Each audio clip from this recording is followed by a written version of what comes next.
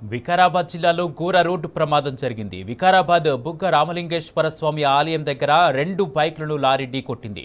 ఈ ప్రమాద ఘటనలో 6 ఏళ్ల బాలుడు మృతి చెందాడు. మరో 3కి తీవ్ర గాయాలయ్యాయి. ఘటనా స్థలానికి చేరుకున్న పోలీసులు గాయపడిన వారిని ఆసుపత్రికి తరలించారు.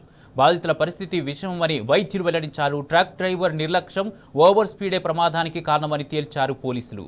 ప్రమాదకర మూలమరుపు వద్ద సూచిక బోర్డులు లేకపోవడంతో గతంలో కూడా ఇలాంటి ప్రమాదాలు జరిగాయి. నిర్లక్ష్యంగా వ్యవహరిస్తున్న అధికారులు ఇప్పటికైనా రోడ్డు భద్రతా చర్యలు చేపట్టాలని స్థానికులు డిమాండ్ చేశారు.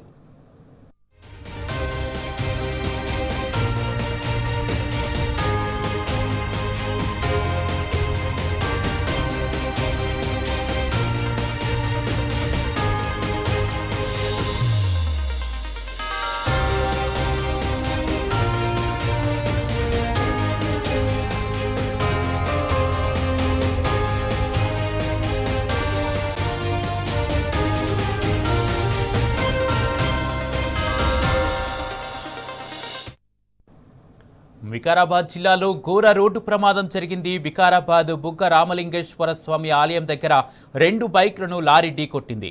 ఈ ప్రమాద ఘటనలో 6 ఏళ్ల బాలుడు మృతి చెందాడు. మరో 3కి తీవ్ర గాయాలయ్యాయి. ఘటనా స్థలానికి చేరుకున్న పోలీసులు గాయపడిన వారిని ఆసుపత్రికి తరలించారు. బాధితుల పరిస్థితి విషమమని వైద్యులు వెల్లడించారు.